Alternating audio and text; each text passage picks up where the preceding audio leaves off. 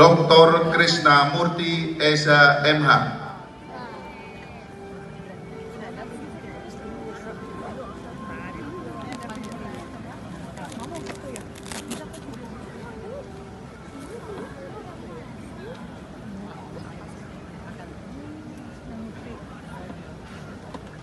Dr. Yahya Akbar Eza MH. KUHP kita ini kan ada peninggalan daripada Belanda. Nah, sementara kan di Belanda sendiri sudah melakukan reformasi terhadap KUHP itu. Jurusannya hukum, hukum. Jadi sekarang menyandang predikat doktor hukum. Artinya kan S1 saya hukum, S2 hukum, ya tinggal meneruskan kelanjutannya menjadi dokter, S3-nya menjadi hukum juga gitu loh. Nggak, artinya kan bahwa saya melakukan disertasi saya adalah formulasi ideal upaya hukum luar biasa peninjauan kembali oleh jaksa penuntut umum dalam perspektif keadilan dan kepastian hukum. Artinya begini, bahwa novelty saya, kenapa? Jaksa selain dia adalah publik, dia juga mewakili daripada warga, mewakili daripada masyarakat. Kalau di 263 itu diatur dengan bahwa yang boleh melakukan peninjauan kembali adalah terpidana dengan ahli warisnya, maka jaksa tidak boleh dihentikan di sini adalah peninjauan kembali. Berarti kan tidak ada keseimbangan, artinya tidak ada keadilan. Nah, justru di sini saya membutuhkan keadilan yang berkepastian hukum. Kenapa? Jaksa penuntut umum ini kan selain publik juga mewakili daripada korban.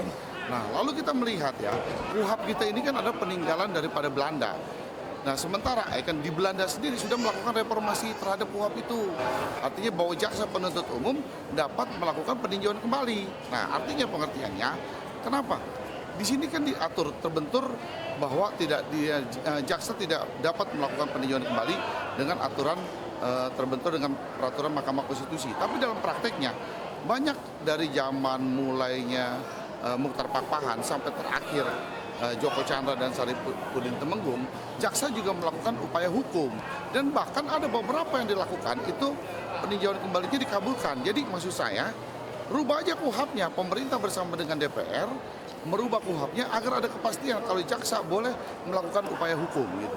Artinya bahwa ilmu itu kan tidak ada ujungnya kita kejar. Selagi kita masih punya kesempatan untuk melakukan sekolah, untuk melakukan pendidikan, kita mengejar ilmu sampai kapanpun kita kejar ilmu. Banyak teman-teman S3 tadi, ada yang umur 74, ada yang umur 60 lebih, mereka juga mengambil S3. Saya ingat kepada anak-anak saya, siap nih ya, ntar nyusul ya, kamu juga nyusul ya. Masih belum terpikirkan bagaimana untuk mengambil profesor. Artinya menyelesaikan S3 sendiri kemarin, saya dari masuk 2001, kayak ada bisul yang belum pecah gitu loh, karena kan kita tunda disertasinya, kita tunda lagi disertasinya, melakukan penelitian, udahlah, kita tuntasin aja biar cepat selesai gitu. Nah, spiritnya adalah bahwa pendidikan itu perlu, ilmu itu perlu. Jadi dengan kamu melakukan sekolah, menempuh pendidikan yang lebih tinggi, kamu akan mendapatkan ilmunya. Jadi ilmunya itulah nanti yang akan kita sebarkan ke masyarakat, yang akan kita edukasi ke masyarakat dari kita melakukan pendidik. Jadi menurut saya pendidikan itu sangat penting. Nah, ini menarik buat saya, artinya bahwa kalau kita dari rumah hanya ke kampus, kalau kita dapat menyelesaikan pendidikannya itu wajar.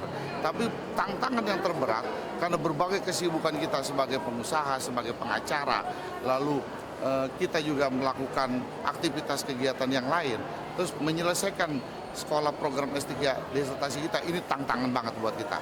Jadi bawaannya tuh kalau nggak kita paksakan banget untuk menyelesaikan, wah udah deh, males banget ya menyelesaikan ini. Itu mungkin dulu ya. Kalau sekarang perempuan-perempuan sekarang seperti kayak anak saya juga rajin menempuh pendidikan, bahkan dia kemarin udah menyelesaikan S1-nya, sekarang dia mau menempuh S2, dan dia cita-citanya akan mengejar seperti ayahnya untuk mendapat S3. Jadi mungkin dulu, kalau sekarang sepertinya semangatnya mereka melakukan pendidikan, perempuan-perempuan sekarang lebih oke. Kesempatan, selagi ada kesempatan, mempunyai biaya, untuk menempuh pendidikan, lanjutkan pendidikan. Karena nggak ada yang basi dan sangat bermanfaat untuk generasi yang akan datang mendapatkan ilmu yang lebih tinggi ya.